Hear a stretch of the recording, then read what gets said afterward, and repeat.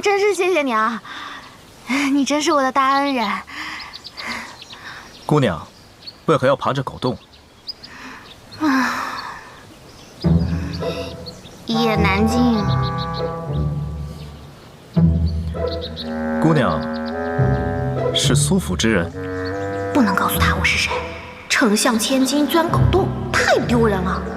要是让娘亲知道，非责罚我不可。大人，你和这位姑娘认识啊？有过几面之缘。这堂堂丞相府中的人，竟然会从狗洞里爬出来，莫不是贼吧？贼？你说谁是贼啊？我长得像贼吗？你你才是贼，你全家都是贼。哎，不是，你刚刚叫他什么？秦都尉？你姓秦，叫秦都尉？那你爹是谁啊？放肆！竟敢追我们都尉大名！在下秦朗，现任京城骑都尉，家父是镇国将军秦维。你是秦朗？正是在下。敢问姑娘芳名？哎，站住！别跑！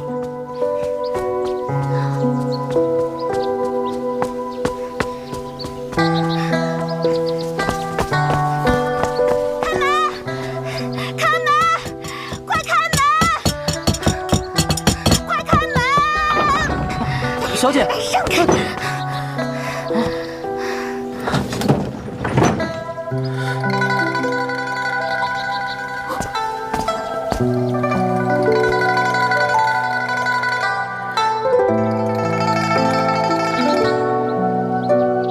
天，看来这位姑娘还真是苏府的人。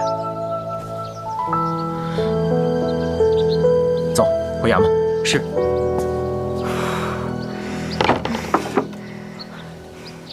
小姐，那个……嘘，就当没看见。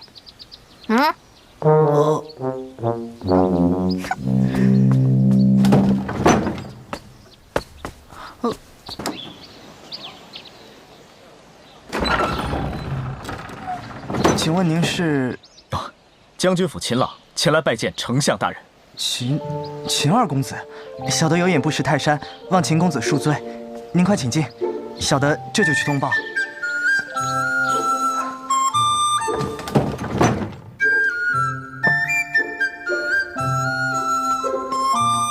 老爷，秦二公子求见。人在哪儿啊？现在正厅喝茶。小姐在哪儿啊？正如您的吩咐，小姐在左小院天香阁吃点心。你把秦公子带过去，就叫他在那儿等老爷。记住了，进去不要敲门，把人送到就出来，知道了吗？知道了，小的先下去了。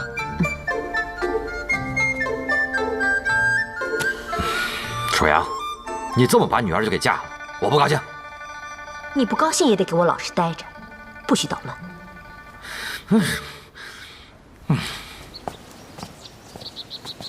请。我们家老爷在书房处理一些事务，特地吩咐小的伺候您吃一些茶点。老爷一会儿就过来。客气了。等一下。啊。这个是否是府上小姐的？没错，这是我们家表小姐的。您看，这是表小姐的名讳，是她亲自绣上去的。表小姐啊，秦公子有所不知，我们家表小姐闺名唤良天，是我家老爷过去妹妹的遗孤，从小就被我家老爷接到府上，与我家小姐一起长大。秦公子，请在那边亭台等候。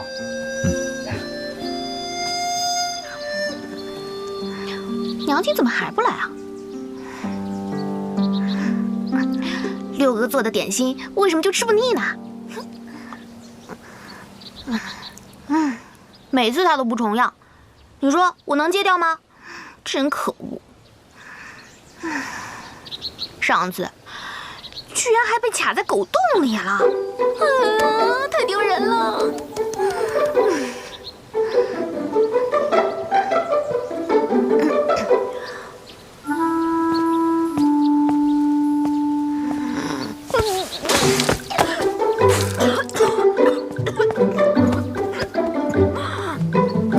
好些了吗？不是你怎么知道我在这儿啊？姑娘误会了，是家父派我来府上拜见苏大人的。那你怎么来这儿啊？你应该去书房啊。这是府上家丁带我来的。肯定又是爹娘搞的鬼。啊，对了，梁姑娘，这个手帕应该是你的。嗯？表姐落在我这的手帕。上次原本想把手帕还给姑娘，奈何梁姑娘匆匆离开。梁天这个名字真的是与众不同。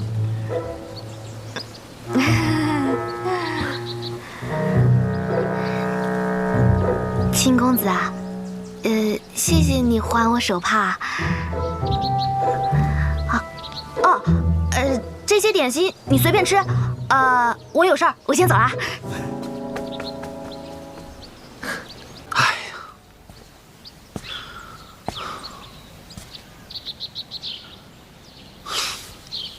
我说妹妹，你到底是什么状况啊？什么状况啊？8月15，你知道8月15是什么时候吗？什么时候啊？我真是要被你气死了！离8月15还有20天。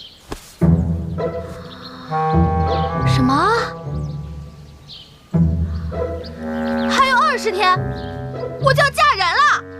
我就不明白了，你这小脑袋瓜子里面想的都是什么呀？还有心思去管你表姐的婚事？我什么我呀？这回我看你怎么办吧，我的小祖宗！我真的要被娘亲嫁掉了？娘亲真的要把我嫁出去吗？娘亲她舍得吗？舍不舍得的，你上午又不是没听见。哎呀，你真是要气死我了！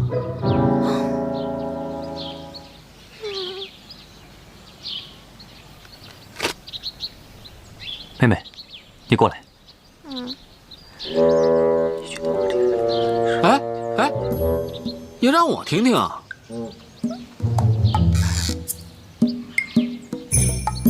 就说咱们妹妹，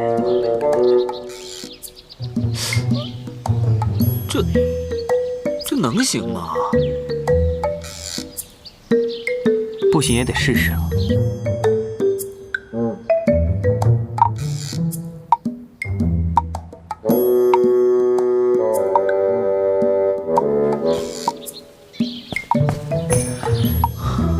怎么样？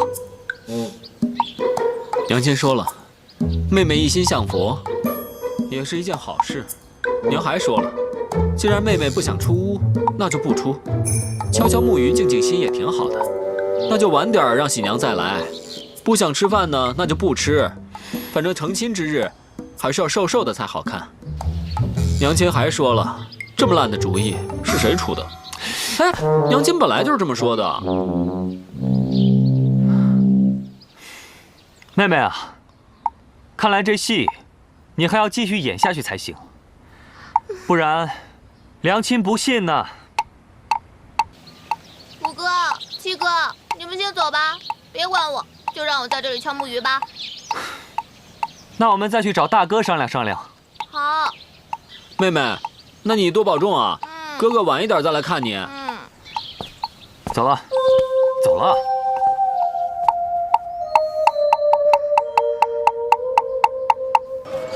哎，您看我们还是身上特别好，使劲的呀，使劲的，他挺结实啊，可不是吗？哎，姑娘，来一个吧。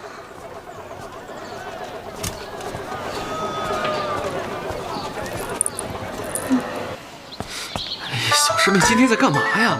怎么还不出来见我呀？哎呀，小师妹，我这进也进不去呀。这么多年过去了，狗洞我也钻不了了呀。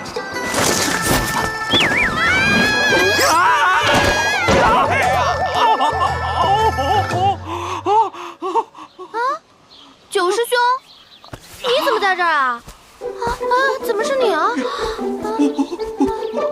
事吧？没事吧？小师妹，哎，怎么是你啊？疼死我了！九师兄，对不起啊，我刚刚跑得太急了，就没看到你。没事没事，不说这个了，不说这个了。小师妹，你怎么从这个上面下来了？哎呀，还说呢，我娘不是不让我出门吗？我就偷偷的跑出来了。九师兄，话说你怎么来这儿了？还不是因为你啊！你娘不让我进家去找你，我只有来看看狗洞了。但是我实在是钻不进去。怪不得呢，我上次就差点被卡住，何况是你呀！走，陪我逛街去。哎，师妹，这边啊。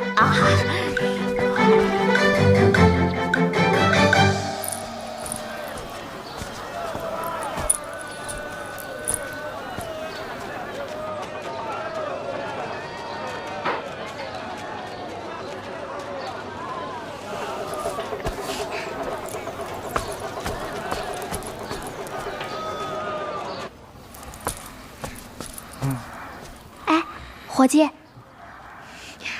哎，伙计，这妞有点意思。哎，伙计，姑娘，你需要买点胭脂吗？啊，不是，我看到外面那个牌子。哦，我这儿正好缺一个姑娘来帮我招揽生意。姑娘，你刚到京城来？啊，是。哦。姑娘的家住哪儿啊？啊，我从西边来。西边？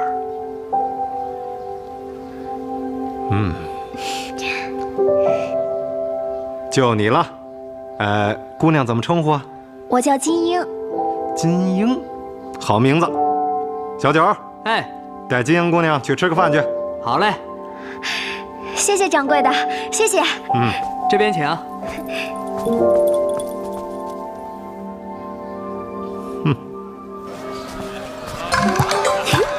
来，您看看。买一个吧。不要。您慢走。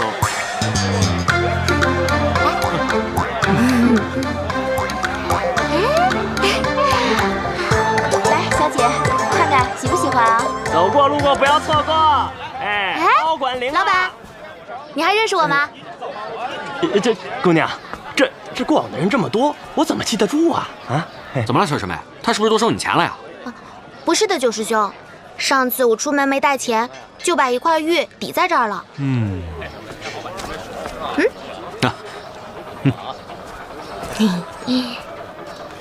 老板，我把银子还给你，你把玉还给我吧。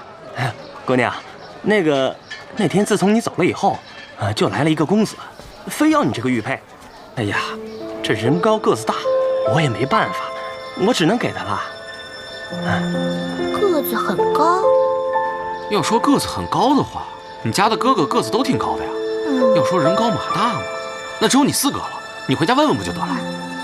是。老板，再给我来一包。啊。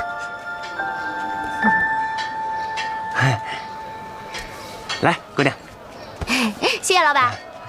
走。哎，去那边看看。好。上一次没顺利挂符，这次我要把师姐的也挂上，还有二师兄。就没有我的呀？当然有啊。谢谢小师妹。小师妹，还有什么要买的吗？要不把这些都给买了吧，然后把它们搬到太乙山上，这样的话，我就不用下山啦。您又来这儿巡街了？哈，是啊，亏你们最近才没有命案呢。哪里，我们去那边看看。慢走啊，秦都尉。慢走啊！怎么了？干嘛跑呀？先躲一躲再说。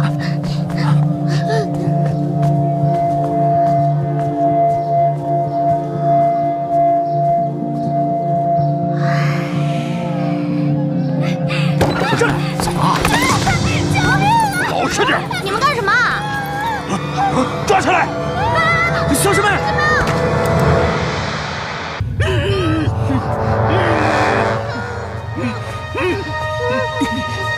你想说什么呀？你不就是想要钱吗？你要多少钱，我给。财大气粗是不是？只要你说得出来，我都给他钱。就你们今天来我这儿的方式，试问，我能让你回去搬救兵吗？啊？你真卑鄙，无耻，下流，臭婆娘！怎么，你也想说点什么吗？小师妹，别怕，小师妹。我叫岳峰，她是我妹妹，叫岳。我叫岳影。岳影，只要你肯放了我们，要多少钱我都给你。对，放了我们。你们两个把他看好了，别让他跑了。不能打他，要打我！臭婆娘，放了我们，放了我们！嘿，玉姐。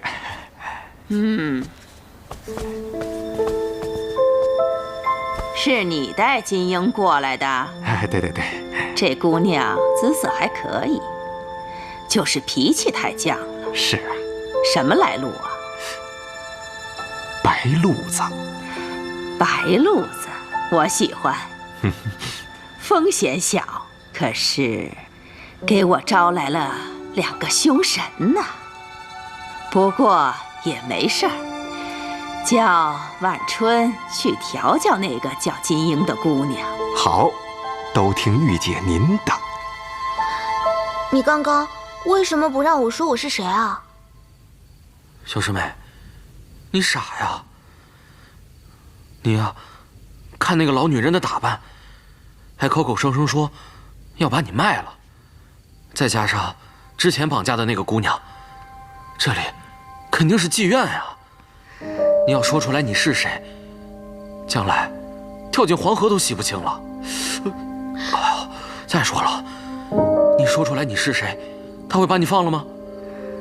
这种人连钱都不要，这里肯定不是一般的妓院呐。这可怎么办啊？刚刚那位姑娘也一定是被绑在哪个地方了。哎呀，你还有心思担心别人呢？我们自己都自顾不暇了。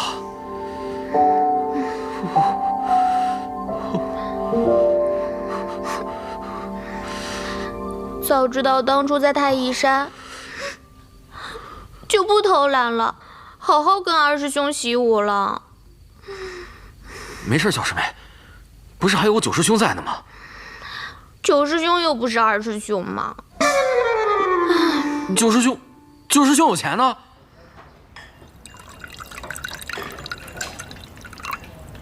我听说对面这家花场是全京城最好的青楼，里面有各色各样的女子啊。哎，那些女子一定都貌美如花吧？错不了。你懂什么呀？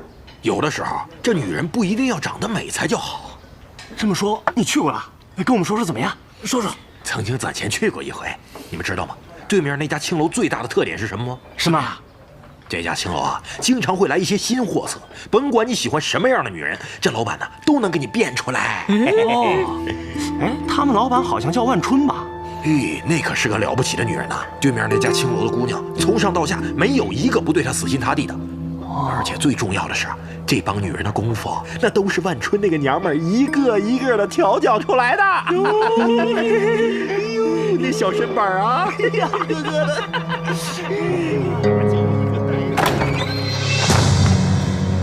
快放了我们！放了我们！你们想干什么啊？放了我们！求求你们放了我们！放了我们！求求你们！小师妹，你别怕，我一定会救你出去的。你一定要坚持住。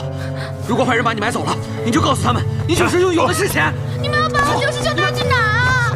小师妹，九师兄，不要说出你的真实身份，你一定要告诉他们，你九师兄有的是钱，记住了吗？九师兄。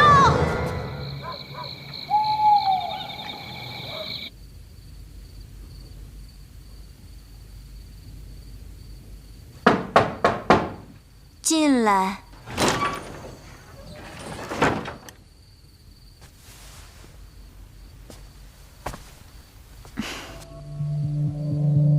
睡好了？金英那姑娘还跑吗？如今呀，你撵她，她都不走了。到你手里的姑娘啊，就是听话。像金英这种资质的姑娘，你把她捧成花魁，放到门口即是。是，我明白。那个屋子关着的姑娘，您是要？那姑娘一看就是上等货，门口那些歪瓜裂枣，那是无福享受的。玉姐的意思是给那些爷准备的？那些爷千里迢迢来到我这里，为的就是一个奇货可居。那个姑娘是他自己撞上来的，而且时间刚刚好，今天是拍卖会，就把它做成压轴的。是。对了，那些爷来京城都入住了吗？其他的爷都到了，只还剩下那一位爷了。那一位爷，到如今我都没有搞明白他到底是什么来历。给我小心伺候着。是。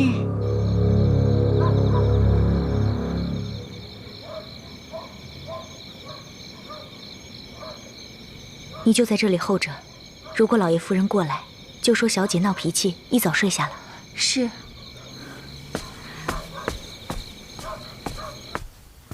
都怪我，要是我不走，在那儿陪着妹妹，哪至于发生这种事情？现在倒好，天都已经黑了，她还不回来，我真担心她会遇到什么危险。三哥，你去岳府打探一下，看看岳老三在哪儿。如果见到他，问他是否见过妹妹。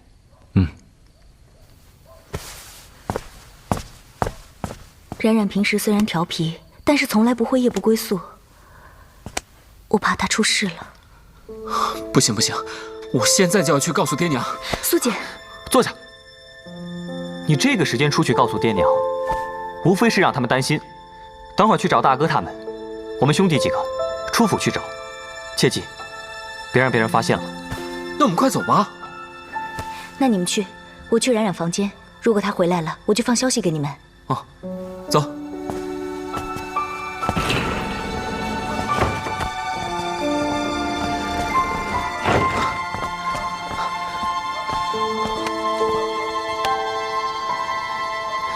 你们去东城找，你们去西城找。老五，咱俩去南城。好，快走走。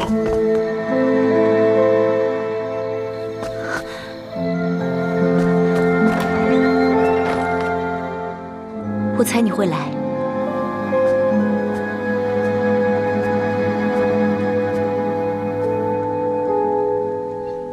他在哪儿？他出门未归，我怕他出事。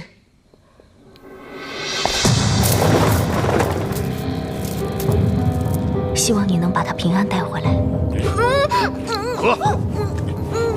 喝呀！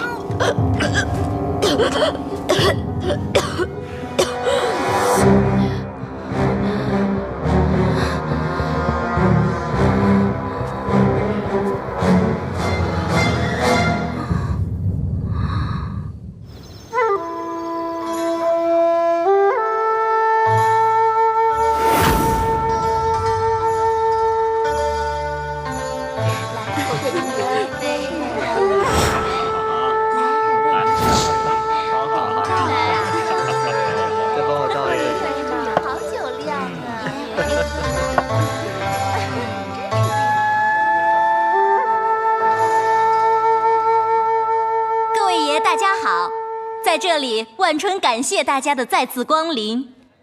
接下来为大家呈现的是春眠不觉晓，年方16，初睡未醒，请各位爷赏鉴。不错，这身段前凸后翘的，挺好。好。哎，这姑娘我要了。谢谢这位爷。下一位为大家呈现的是万绿丛中一点红，年方18，娇艳欲滴，请各位爷赏鉴。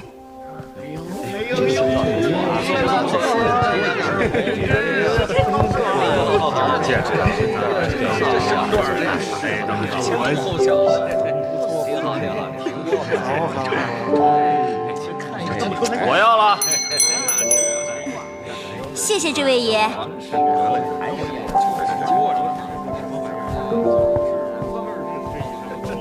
接下来呢，是我们今晚幼爷，我还以为这个月您不来了呢。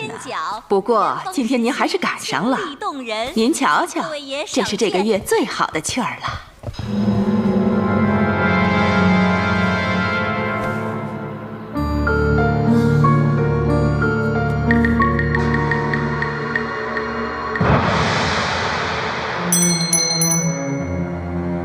这位我要了。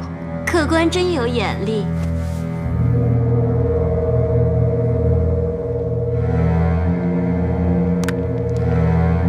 您难得拉一回铃声，还被别人抢了先，要不您等下个月？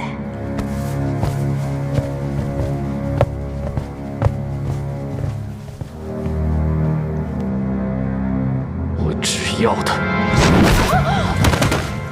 妹妹，妹妹，妹妹，妹妹，妹妹，妹妹，妹妹，怎么样？没有。岳峰不在家，岳府的人也在找他，看来得抓紧时间找了。走。站住！站住！站住！站住！哪儿跑啊？住手！别打！住手啊！你不是会跑吗？你哪儿跑啊你？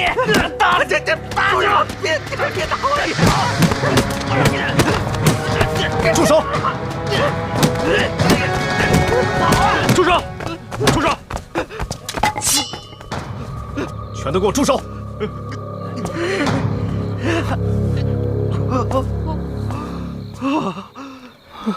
你没事吧？没事，你快救救我小师妹吧！你小师妹是谁？我小师妹是苏冉冉。什么？我小师妹是苏冉冉。阁下是？我是岳峰。你跟岳家什么关系？我是岳家的老三。你们几个留下来处理他们。你们俩跟我走。是。哎，这边。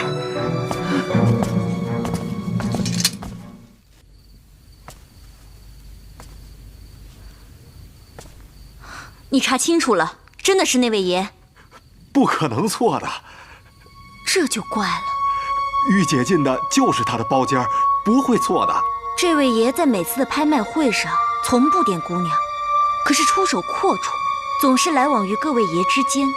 虽然这些个爷之间从不来往，但是唯独与他不结吻，所以连玉姐也一直忌惮着他。我一直以为他来我这儿是另有目的的，所以我才觉得奇怪。婉春姐，不好了，外面被官府的人给包围了。啊！就是这儿。小师妹，小师妹，人呢？人呢？之前还关在这里呢。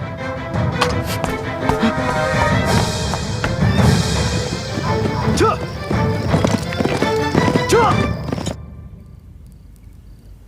没想到京城竟然还有拍卖女子这种地方。我也是第一次来，看来啊，以前都白活了。我一定要彻底铲平这个丧尽天良的地方。那我小师妹怎么办？据胭脂铺老板交代，杀黑市老板娘玉姐的是一个戴面具的男人。如果我没有猜错的话，这个人应该是月灵宫的日轩。月灵宫，日轩，他们跟我的小师妹是什么关系啊？我们现在就朝着带走苏冉冉那个人的方向去追。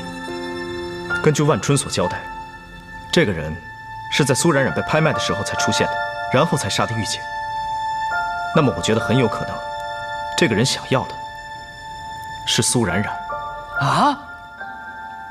然后我贿赂了那个送牢饭的，才得以偷跑出来，然后就遇到了钱朗，然后我就带他去救小师妹，可是小师妹她被人带走了。啊？被人带走了？带去哪儿了？听那个老板说呀，小师妹是被邻国的一个王爷给拍下了。什么？要不要告诉舅舅舅母，派人马去找冉冉？不行，爹娘现在一定还以为妹妹还闹着当尼姑呢，绝对不能让他们知道妹妹还去了青楼。哎呀，现在这些都不是重点，重点是我们的妹妹被那个什么所谓的王爷带走了，还愣着干嘛？去追啊！只要找到那个王八蛋，扒皮抽筋才好。更不行，这样的话，妹妹的名节就全毁了。这不行那不行，命都没了，要名节还有个屁用？妹妹上青楼，那是她自己愿意的吗？要是将来秦老二敢嫌弃她，那更好，我就把妹妹留在家里面伺候一辈子。我反对，小师妹的名节绝对不能毁。你懂个屁！反正就是反对，反对，反对。不是你有什么资格反对啊？要不是你带着她出去玩，要不是遇见危险你没拉着她一块儿跑，现在能出这个事情啊？你以为我愿意啊？现在小师妹被人卖了初夜，还可能被那个魔头追杀呢。现在这事情能大张旗鼓吗？你刚才说什么？啊？这初夜什么？初夜！行了，都给我住手！让命！事情已经发生了，对他动粗有什么用啊？我想听听老五的看法。既然这个王爷来京城是秘密而来，做的又是见不得人的勾当，那就说明这个王爷一定是带着妹妹立马离开京城，绝对不会过多的逗留。对，秦朗也是这么说的。我们现在马上派人去城外搜索。秦朗还说了，那个戴面具的是日轩，也可能去找小师妹了。这正是我担心的。时间不等人。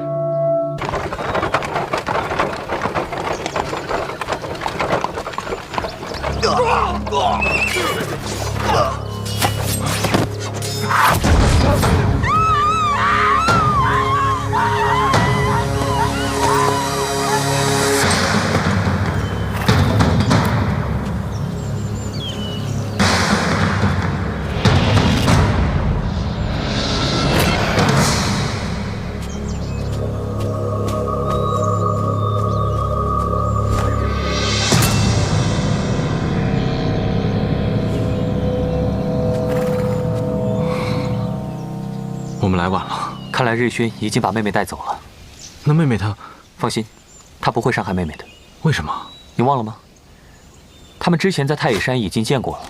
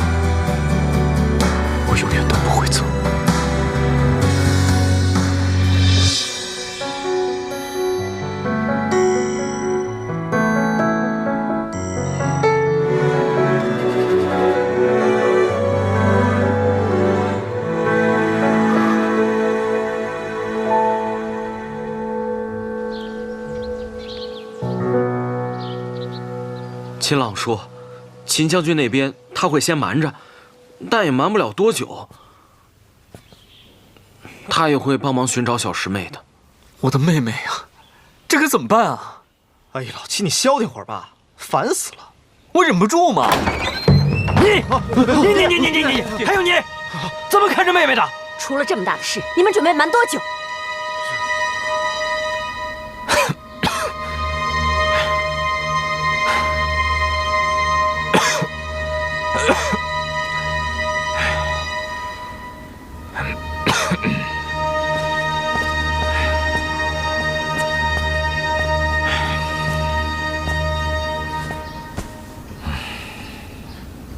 爹，娘，冉冉已经脱离危险了。啊，那妹妹呢？妹妹呢？怎么样？那人呢？等一下，等等我！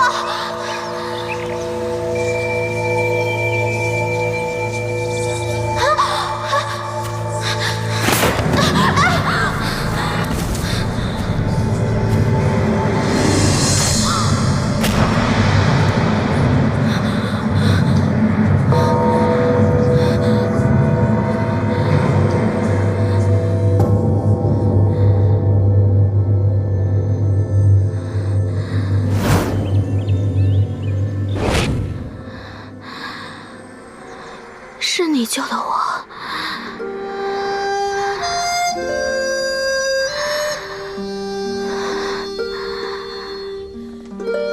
这是哪儿啊？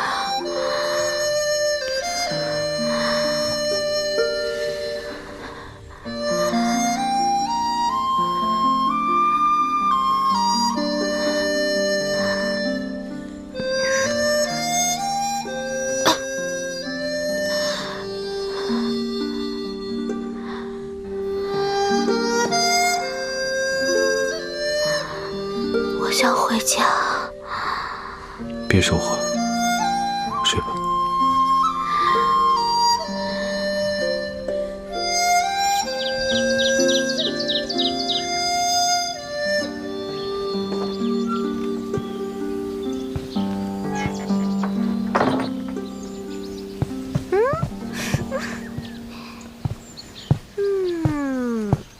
真香！我最喜欢茉莉花啦，谢谢你啊。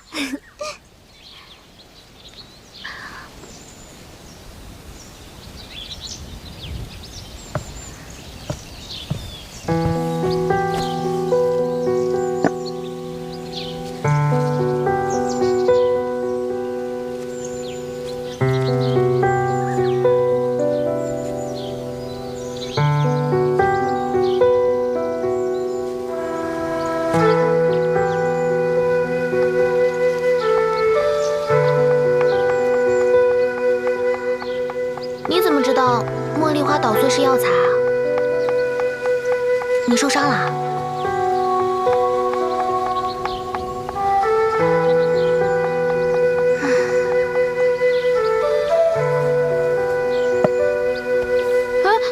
你干什么？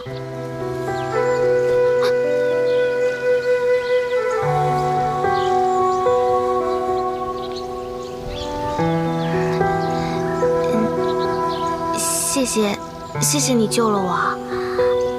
我被人灌了药，体内又有毒。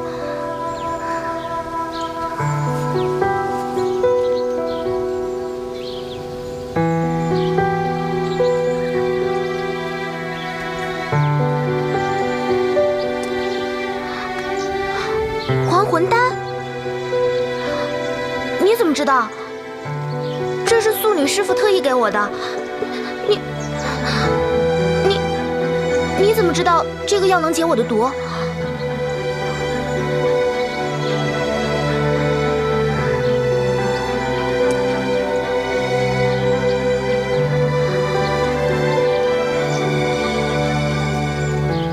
这里到底是哪里啊？我已经派人去苏府，给你家人报平安了。哦，谢谢你啊。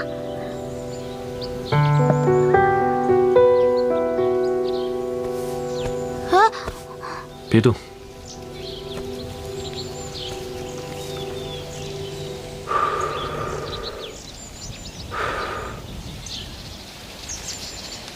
待会儿啊，你一定要帮我跟苏家兄弟们说清楚，我是怎么一路艰辛跑出来，找到你去找小师妹的。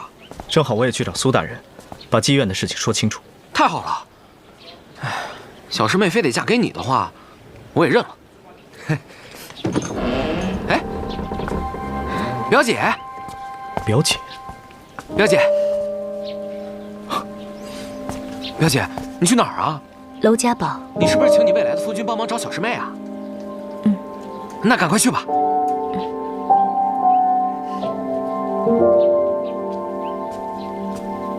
表姐，你慢点。他是梁天。对啊。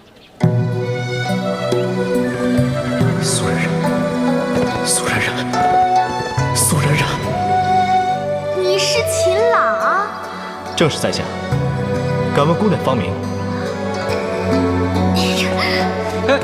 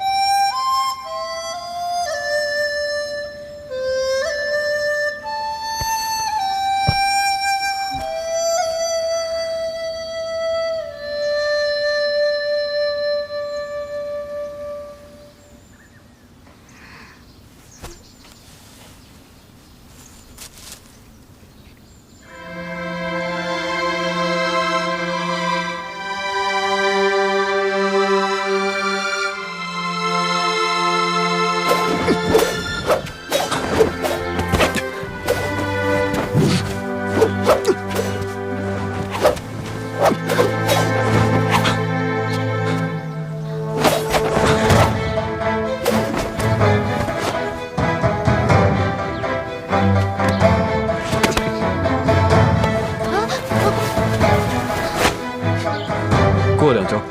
行啊。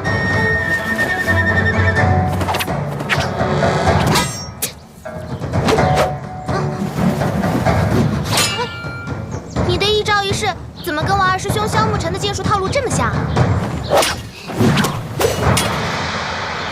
怎么样？这可是我二师兄教我的。我之前在太乙山的时候不爱练功，但是只有跟二师兄练剑的时候特别有意思。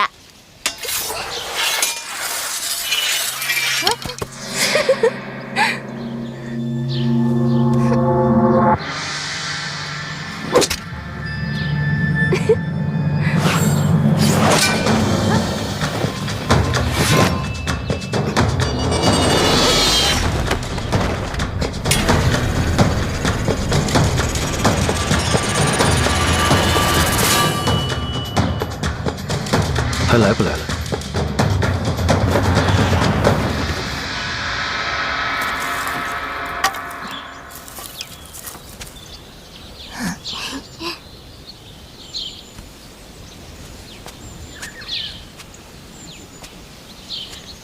哎，没事没事，你不用管我的，我只是随便看看。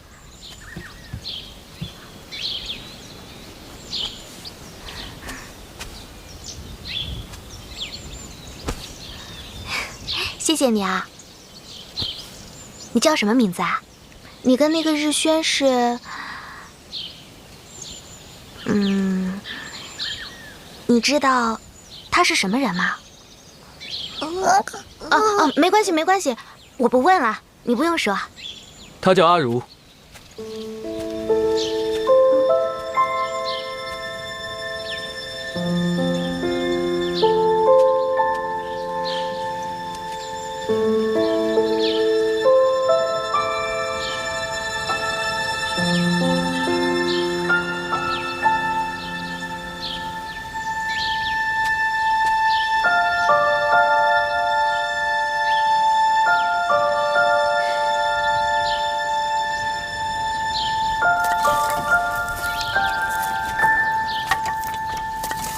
看，我在这儿待了这么久，也不知道这是哪儿。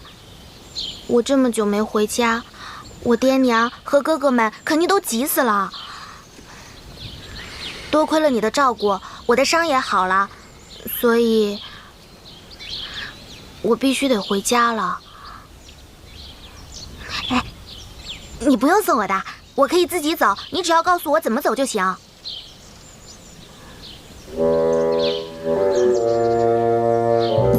你在青楼救我于危急之中，我苏冉冉铭记于心。可是我也不能一直待在这儿啊。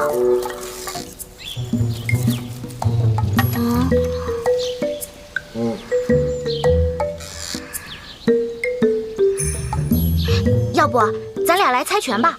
我要是赢了的话，你就让我走。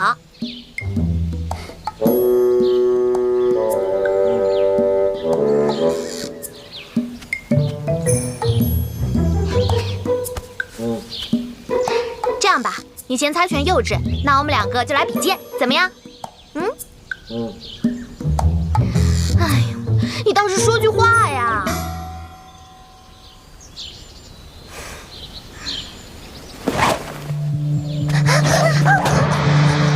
你没事吧？不是，你别害怕，我刚刚不是真的想刺他，我只是想吓唬吓唬他的。你没受伤吧？不是，我不是故意的，我真的不是故意的。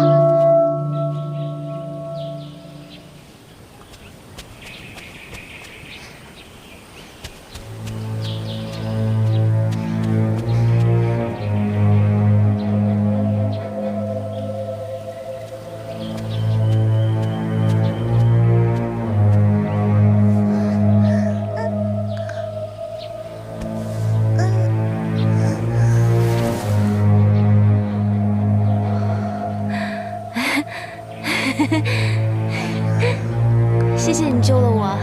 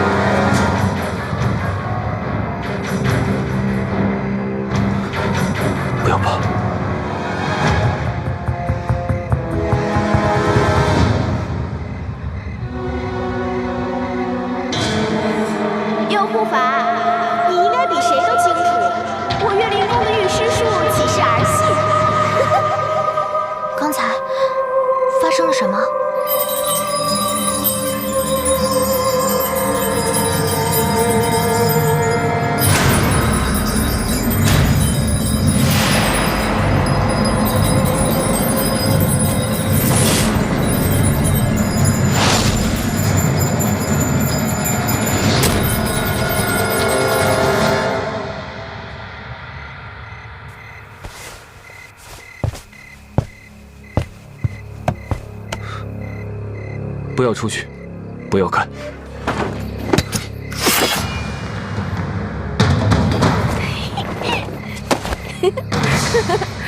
妖护法，你总算出来了。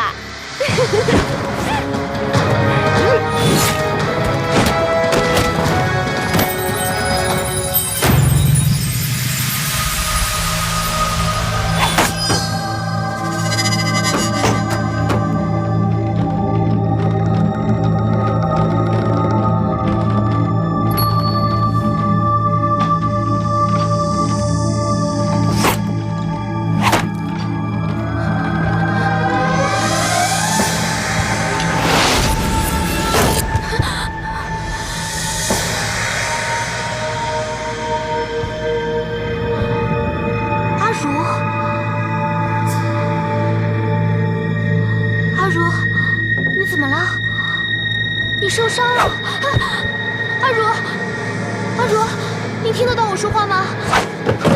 阿如，快住手！阿如，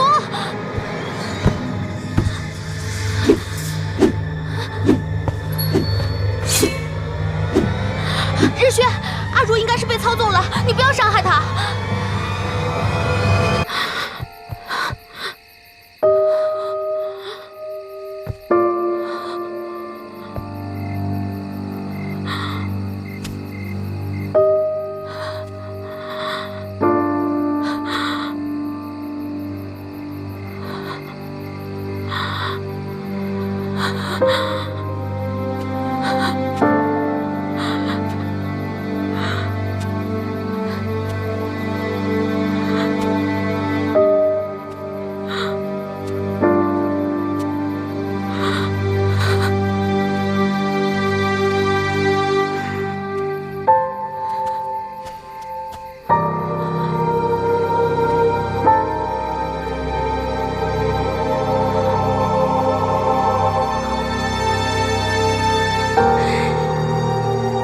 这个杀人如麻的人，你懂什么？他们都已经死了。我不懂。是啊，我怎么可能懂一个又冷血又杀人如麻的人？放开我！我不管别人怎么样，谁伤害了你，就得死。你不管别人怎么样，你为了我杀死他们，我要感激你吗？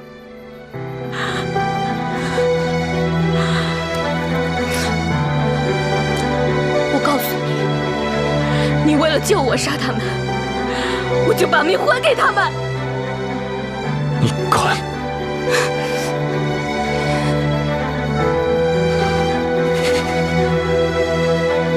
你走吧。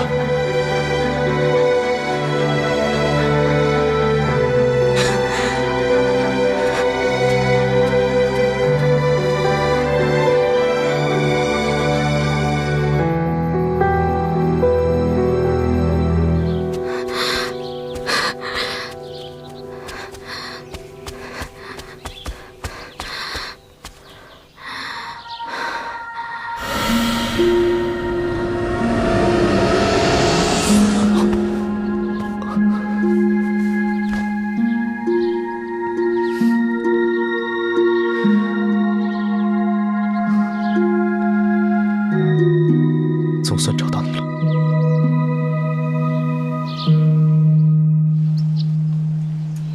既然给咱们报了平安，你就安安心心的等待就好了。这万一要是你的身子出点什么问题，女儿回来可就不高兴了。我就是希望她安安心心的嫁人，自此以后能够平平安安的在我身边过一辈子。谁知道她总是陷入事端啊！我知道，虽说是吧，咱们孩子挺多磨难的，可是我相信，他是一个有福的孩子，将来一定会幸福的。老爷、夫人，小姐回来了。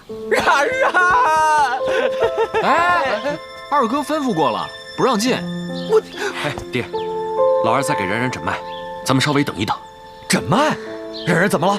爹，秦朗送她回来时，妹妹就已经陷入昏迷了。二哥，妹妹怎么样了？怎么样？妹妹现在很虚弱，大家不要进去吵她，我让天儿在里面陪着她。娘，爹，我们晚些时候再过来看她吧。初儿，爹就看一下都不行啊？是啊，你确定妹妹没事吗？爹娘放心，二哥说没事就没事，让妹妹好好睡一觉吧。走吧。啊，别，我就看一眼，就看一眼，我就看一眼，好了，看一眼。初儿，你让我进去，我看一眼吧。走吧，都走吧。阿如，然然，阿如，然然，不要日轩！然然，怎么了？然然，表姐，阿如她死了，她被日轩杀死了，表姐。他还杀了好多人，他还杀了好多人，表姐。阿如，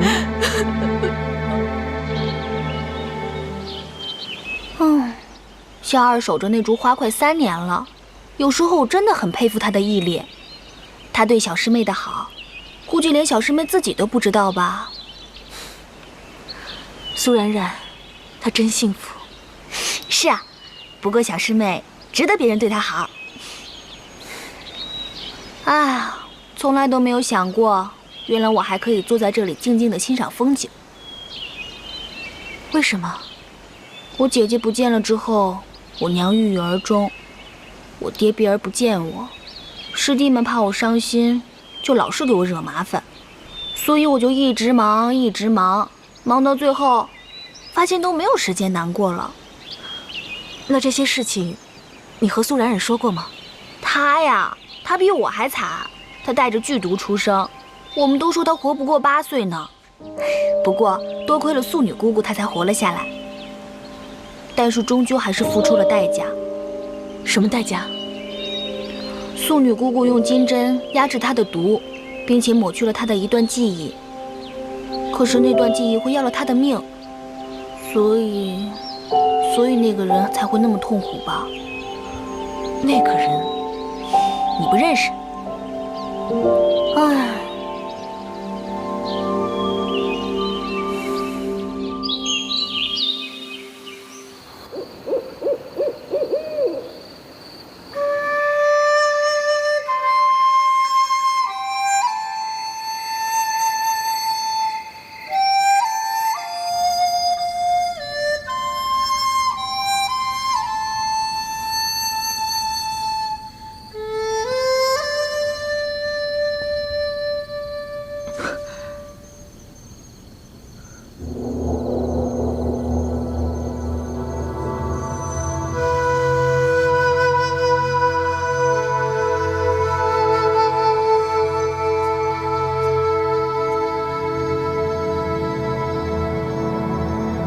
阿如是谁？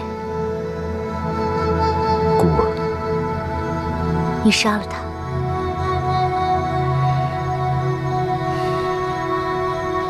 为什么？伤害他的人都得死。可是你也伤害了他。我知道。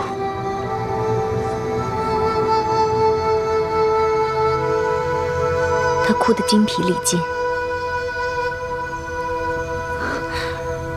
你走吧，我怕他醒来见到你又要伤心。如果可以，我希望你以后不要出现在他身边。既然他忘了，何必强求？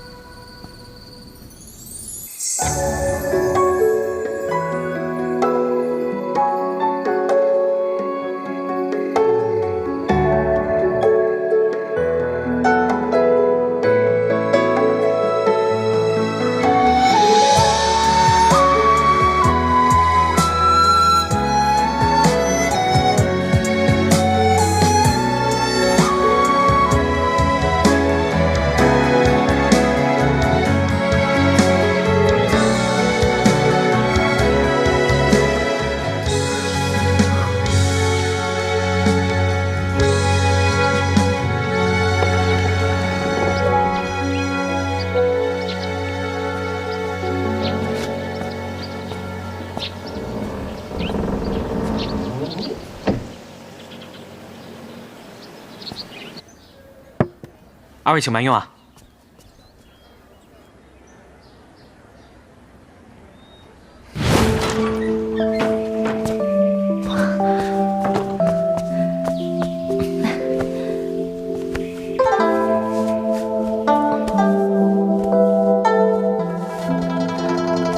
小姐，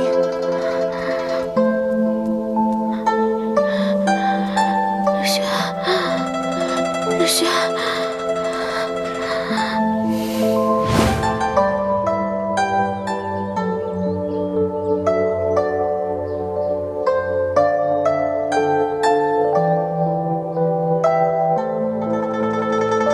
谢谢你帮我们寻到妹妹。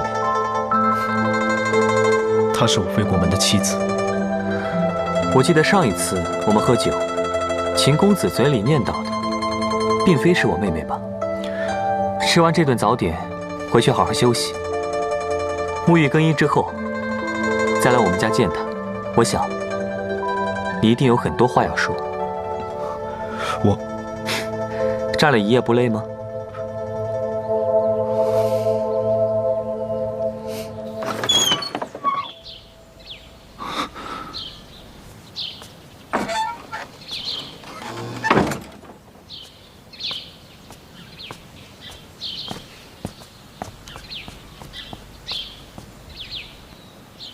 三表哥，你跟着我干嘛？你以前只叫我表哥。那是以前，以后我只叫你三表哥。不行，那是我的事，跟你无关。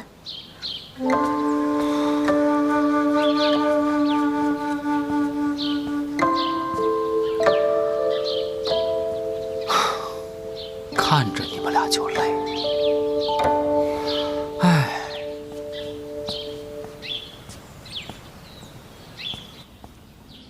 冉冉，前几天你的样子，吓死娘了。娘，你不用担心，我们不是有二哥在吗？不要担心。等你身子大好了，让你五哥七哥带你出门逛逛。娘啊，也不强迫你去学什么礼仪了，你平平安安的就够了。娘。你秦伯伯知道你病了，专门上门来说，等你身子好了再成亲，一切以你的身体为重。这下娘也放心了，将来你嫁过去，他也不会亏待你。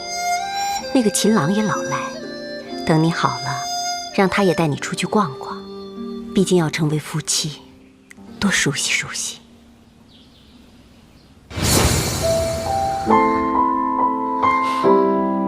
别走。我不会走，我永远都不会走。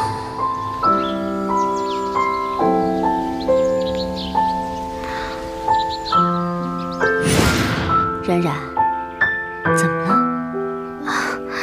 娘，我没事儿。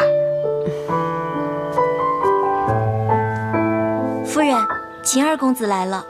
老爷问，这次还是让二公子回去吗？这秦朗最近怎么天天来？娘，我身体好的差不多了，要不我去看看吧。那你去跟老爷说，让秦朗稍等一下。是。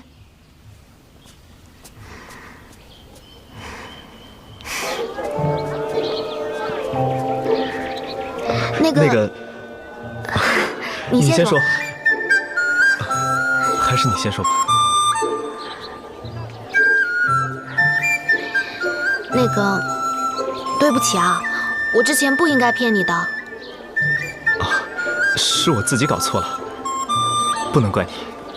不，我应该跟你解释清楚的，终归还是我的错。没关系，现在搞清楚不就好了吗？祈愿福，祈愿福，保管铃啊！哟，姑娘，你又来了，这次要买多少？啊，不，我不买，我只是路过。这个一点都不准的，我之前买了可多了，没一个灵的。祈愿福啊！保管灵验，祈愿福，看一看啊！我就奇了怪了，妹妹不是不想嫁给秦朗吗？怎么今天还跟他出来，陪他逛街啊？之前秦朗一直把妹妹当作是表姐，估计也是妹妹耍了手段骗了他，所以才和秦朗见面的吧？还有，应该是秦朗陪妹妹逛街才对吧？哪个男子喜欢逛街啊？骗他都算好的，叫我说，直接打他一顿，让他退婚得了。退婚对妹妹有什么好处啊？说出去不好听不说，说不定还要被皇帝舅舅派去和亲，你愿意吗？和亲当然不行了，可是我也不想让妹妹嫁给秦朗。唉，嫁的又不是你。哎，你怎么说话呢？啊，合着她不是你妹妹啊？你舍得吗你？老七啊，你要理智一点，妹妹终归是要嫁人的。难不成真待在家里一辈子？反正我不管，我就是不想让妹妹嫁人。唉，我可不想让妹妹孤独终身。再说婚期将近，你不愿意也不行啊。那我就跟着去秦家。唉，哎，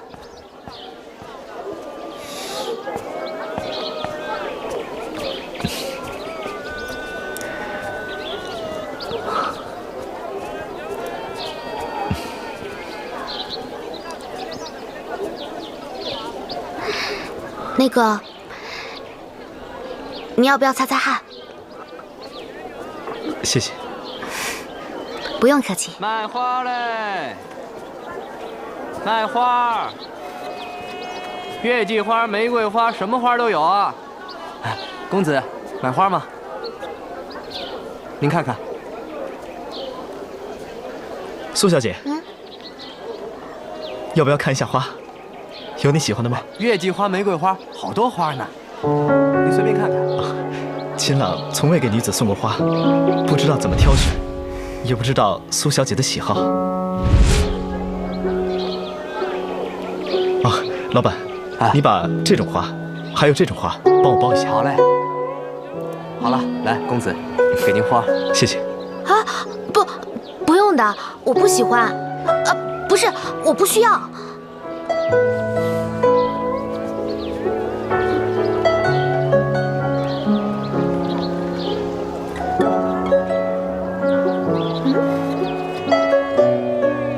是你？请帮在下把这盆花带给令表姐梁天小姐。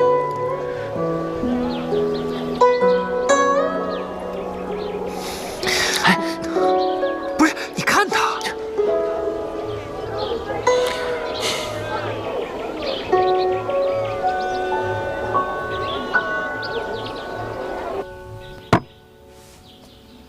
哎，表姐，你什么时候开始养竹子了？你三哥拿来的。哦。啊，我三哥他终于开窍啦。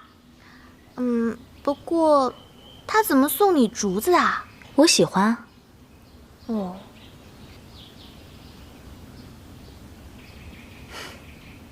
茉莉是你喜欢的花吧？是啊，可是这是娄家堡的娄轩让我送给你的。哦，你拿去吧。啊？我有竹子就够了。表姐，你能跟我说说，我三哥过来送竹子的时候表情是什么样的？他有没有说什么呀？真可惜，早知道今天我就不出去，在家陪你了。这一幕我都没看到。身体好了就来寻表姐开心，是不是？不是。哎，表姐，你不要老捏我的脸，我的脸都是被你跟五哥捏大的。表姐，我这不是关心你吗？当时你答应娄家堡的婚事，我就很不高兴啊。你跟我三哥才是一对嘛。哎，要不我改天去找那个娄轩，跟他软磨硬泡，让他把婚事给退了，怎么样？你今天为什么要答应去见秦朗？还不是去解释一下吗？所以呢？碰到那个娄轩啦，非让我送花回来，说什么要是不赶紧点的话，花就会枯萎了。花枯萎了，那他的心也就枯萎了。说了半天，我让他自己来送，他又不肯。那秦朗怎么说？他能说什么呀？就把我送回来了呗。反正我们也说的差不多了。嘿，表姐，你跟我说说你跟三哥的事情嘛。哎呀，你怎么跟师姐一点都不像啊？把什么事都憋在心里，很累的，表姐。哎呦，慢点吃。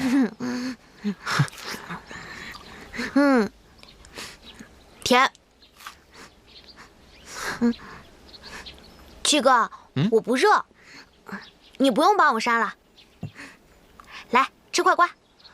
哥哥不吃，哥哥帮你扇着。这样就不会有小虫子咬你了。没事儿，我在太乙山的时候啊，天天跟他们打交道，习惯了。我就说吧，那个太乙山有什么好的？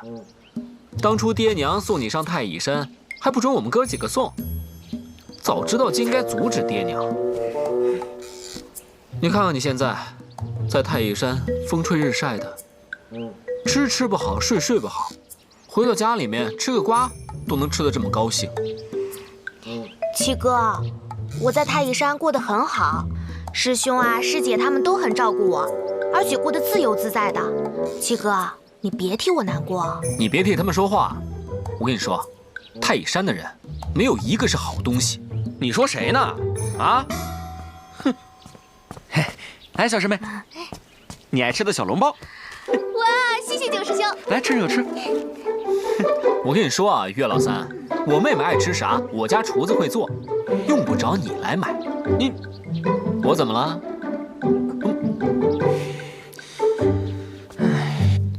小姐，秦二公子来了，夫人让您过去一趟。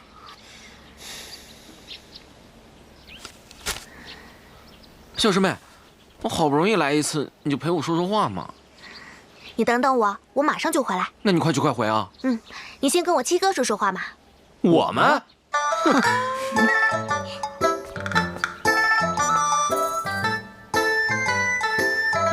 我告诉你，岳老三，我跟你没什么可聊的。你要是愿意在这等，就在这好好等着吧。我的小师妹，我当然要等。唉。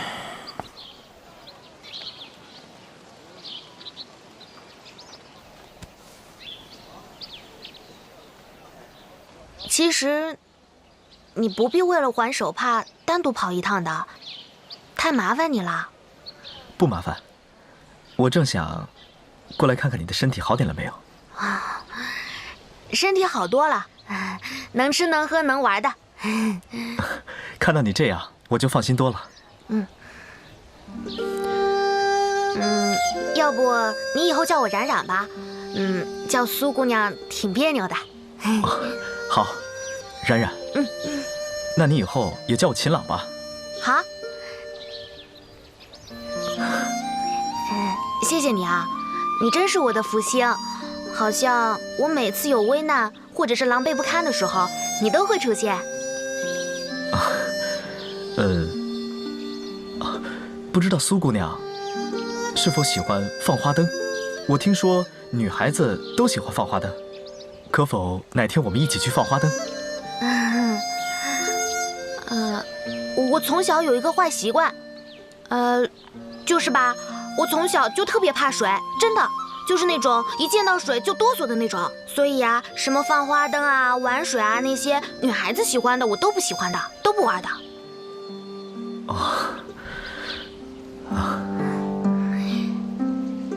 那秦朗就先告辞了。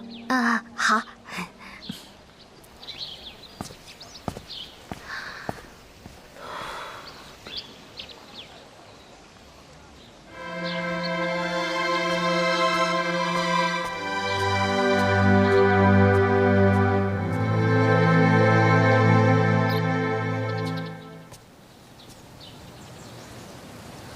表姐，我能进去吗？进来吧。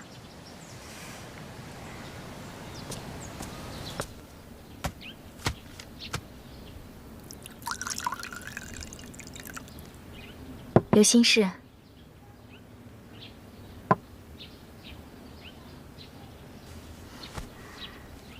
表姐，喜欢一个人是什么感觉啊？我觉得，就是会不停地想着他，无论看到什么都会想到他。他在想什么？他在做什么？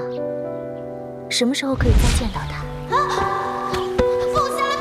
然后想，这辈子永远跟他待在一起。想跟他说话，或者什么都不说，只是在一起就开心。那要是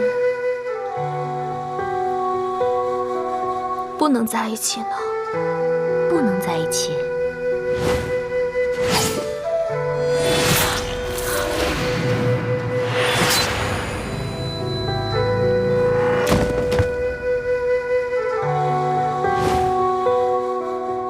冉冉，你怎么哭了？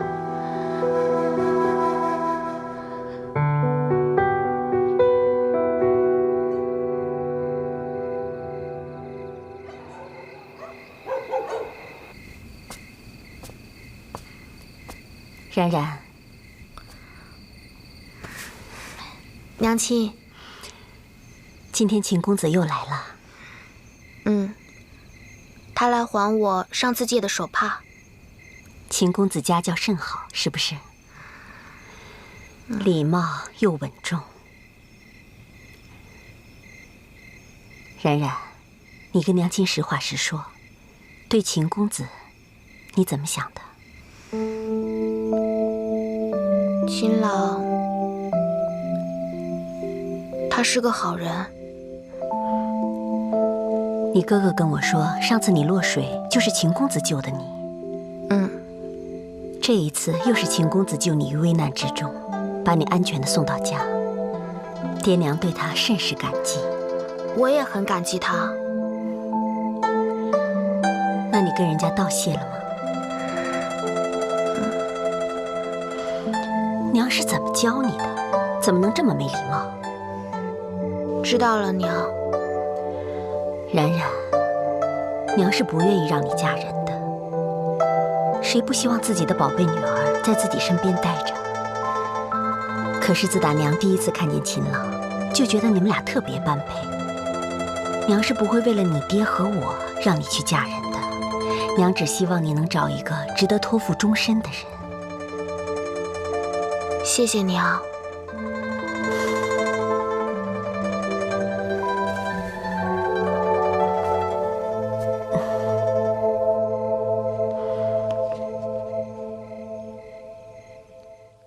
你看看你们家多好，这么多孩子，又孝顺又听话，一大家子多热闹啊！哪里？娘亲，你找我啊？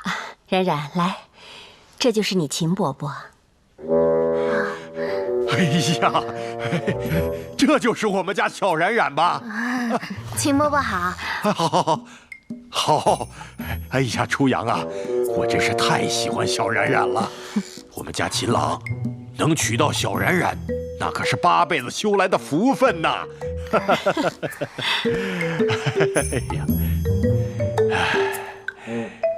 哎呀，初阳啊，今天我来这儿呢，一来是想看看小冉冉，二来啊，是想把我儿秦朗的一些具体情况跟你们说一下。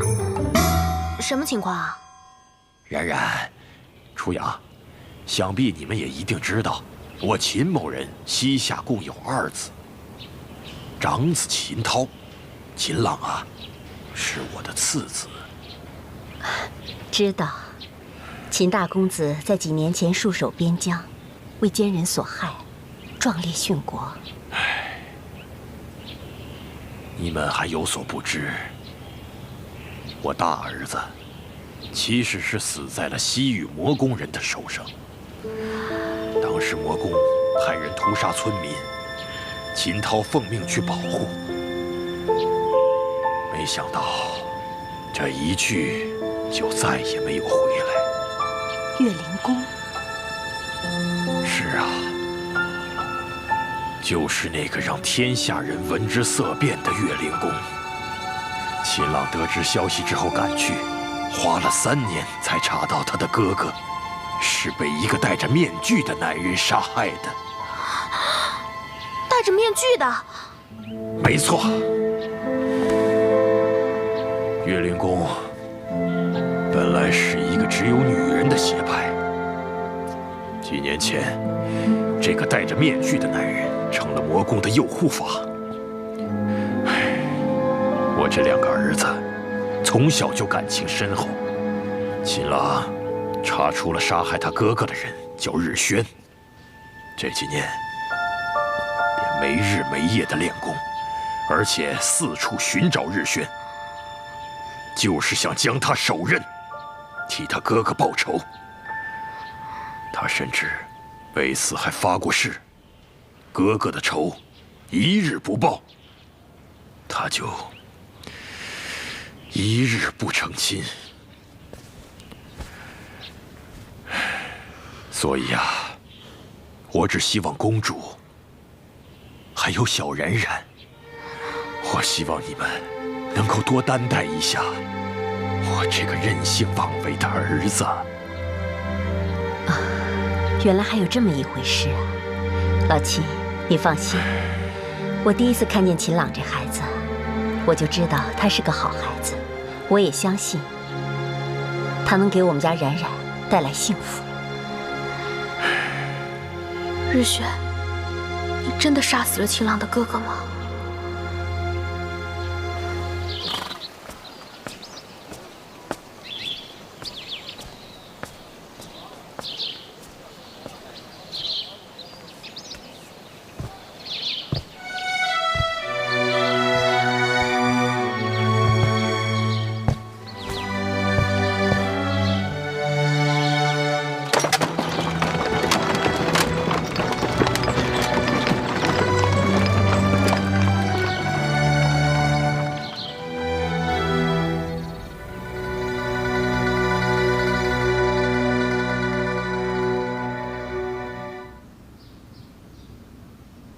娄公子，梁天有一事不明，还望娄公子能为我解惑。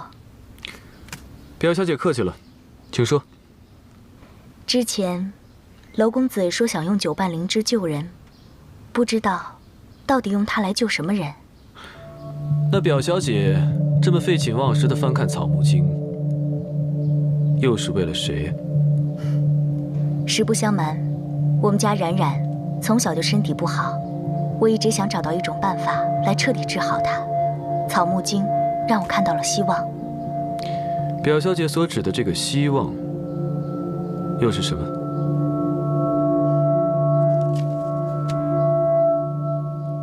？9瓣灵芝。